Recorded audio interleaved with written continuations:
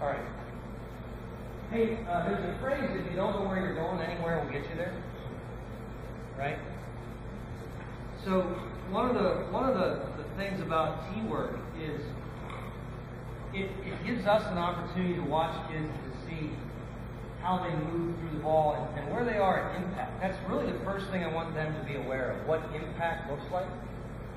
So what I have is I have set up an inside pitch, not extraordinarily, it's not exactly on the edge, and an outside pitch.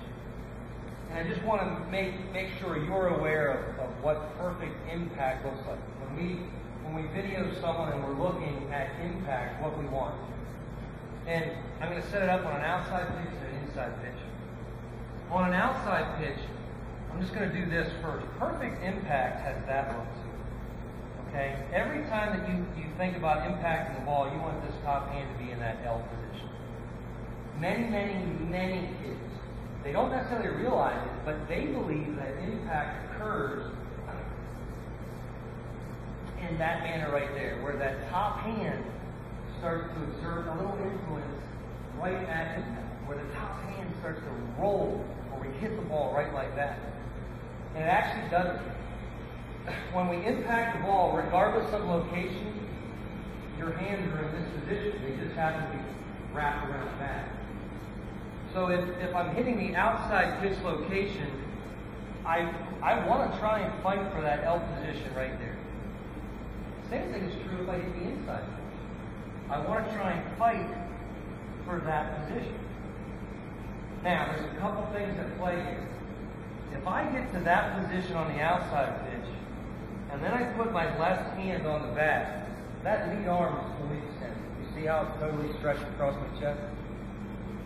That pitch is easy to hit with full extension. The problem is, if you try to hit that pitch the same way, understanding that that's where you want to be, you can't, right? So what happens is, instead of hitting the ball like that, if that lead arm stays like that, they don't hit the ball there. Rather, they try to get the ball there. Okay?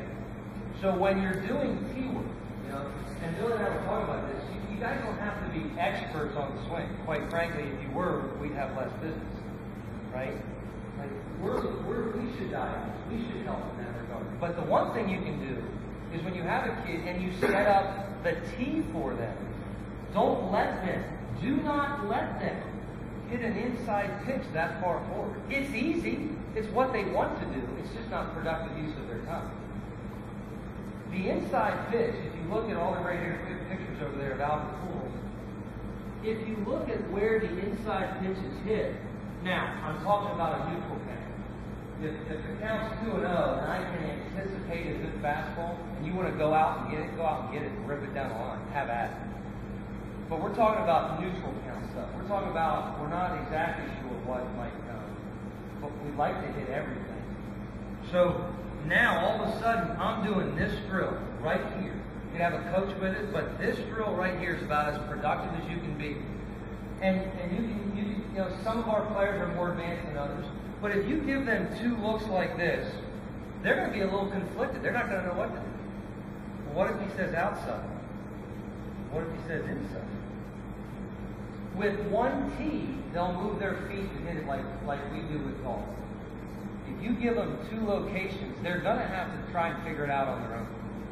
And hopefully they're going to start to do it a little bit on their own. So when they climb up in here, I'm going to put my front foot right at the most forward stem. Okay, the front foot right at the most forward stem. And let's say Denny's working with a hip. Denny, all I like to do, I like this to be a no strike drill so they can't cheat. So I just like them to get in here, and then Denny, you would say out. Okay, out.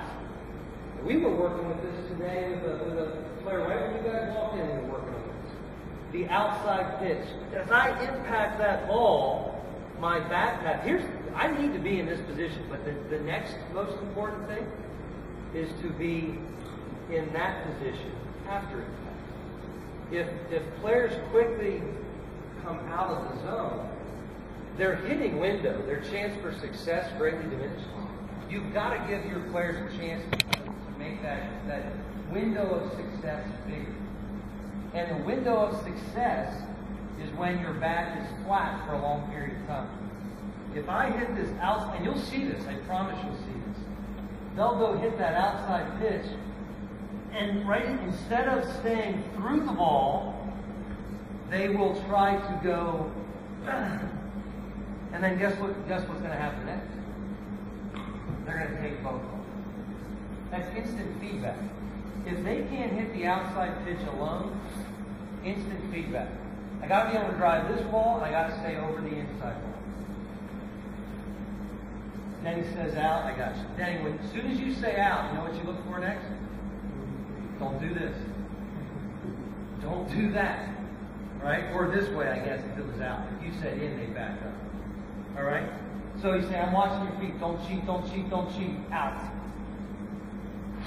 Impact. Fight like crazy to stay through it. Yesterday we had an older kid hitting class, and I asked the kid this question. I said, when you get sick and you go to the nurse and you say, I'm not feeling well, what's the first thing a nurse does or a doctor? What do they do? You stick something in your mouth to take your temperature. You have a fever, you're not lying, you're sick. Well, one of the things that I look at, this is my fever for a player. If I'm going to stay flat through the ball, what happens is my front foot slowly starts to roll. That's all I got to do is when I watch players, if that front foot it doesn't have to be a lot. Some guys do that. Billy said he's taking swings and he's going to spring his ankle. But sometimes it's just a little bit. But if you're watching a kid hit, that front foot does zero. It just lands and does nothing. Hip rotation stops. Because my hips will only go so far as my feet allow. If my feet get stuck, my hips stop. The only way I improve my window of success is if my hips move the barrel of the bat rather than my hands moving the barrel of the bat. Again, do you have to know all this? No. Do you know this drill? Pretty easy drill. I put the outside tee down. I put the inside tee a little bit up. I say, go get that outside ball. Whew. Now, the next thing we talk about is as we move through that window, don't be afraid to stay over the plate. Don't be afraid to stay over the plate. There are many high schools in the area that hit on a balance board. I believe it's the single biggest thing that's hurt a kid that's out there.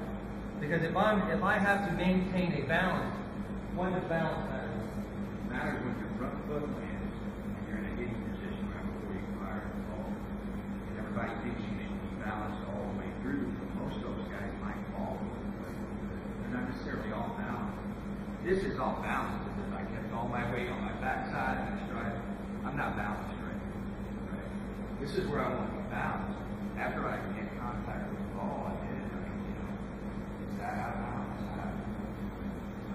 But don't look at that portion. The portion you can see. This is where you want to be balanced. So we work with kids all the time, and they're fighting for balance. They are fighting like crazy to stay balanced. So what they do is you'll say, out! And they'll start to move through the ball, and then all of a sudden in this position right here, they go, man, if I swing hard, maintaining this L, I'm going to do that. And that's not balance. That's not balance. So then what they do is they go, they stand up out of it, so they're in this position. You see it all the time.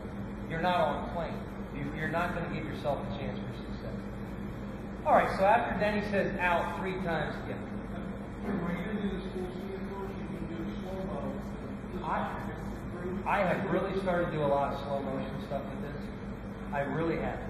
But again, it's me and Phil working one-on-one. You know, if I let Phil do it one-on-one and I turn